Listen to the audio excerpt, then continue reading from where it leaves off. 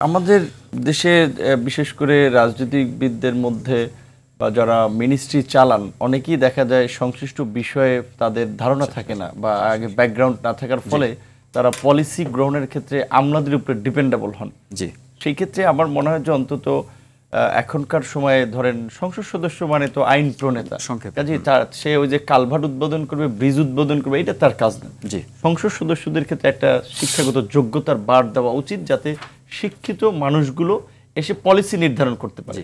এবং এখনকার এই যে জেনজি কিংবা জাগ্রত তরুণ প্রজন্ম যে যাদের আন্দোলন সংগ্রামে এটা একটা বিপ্লব বা গণঅভ্যুত্থান সম্ভব হয়েছে, সেখানে তাদের মধ্যে যদি এই স্পিডটা থাকে তাহলে অনেকখানি পরিবর্তন হবে। কিন্তু আমি এই কথাটুকু বলতে হচ্ছে যে সালাম ভাই যেটা বলছে যে বিশ্ববিদ্যালয়ের গ্রাজুয়েশন শেষ হওয়ার আগে তাদের অনেক এখন এমপি হওয়ার জন্য এলাকায় ওই পুরানো স্টাইলেই ওই আপনার ওই চোরাচালানকারী ওই মাফিয়া দুর্নীতিবাজ তার কাছে পয়সা নিয়ে শোডাউন দিচ্ছে এলাকায়। তাহলে এইটা যদি তরুণ প্রজন্ম যদি এর মধ্যে ঢুকে যায় তাহলে কিন্তু আমরা যে পরিবর্তনের আকাঙ্ক্ষা নিয়ে যে চেষ্টাগুলো করে যাচ্ছি সেটা কিন্তু সম্ভব হবে না। তো যার যার জায়গা থেকে সবাই যদি একটু সচেতন হয় এবং সবাই যদি তার দায়বদ্ধতার জায়গা থেকে একটা পরিবর্তনীয় কাজ করতে চায়, প্রকৃত অর্থে বাংলাদেশে সুশাসন এবং জবাবদিহিতার মাধ্যমে একটা কার্যকর পরিবর্তন এবং টেকসই গণতন্ত্র, তাহলেই সম্ভব।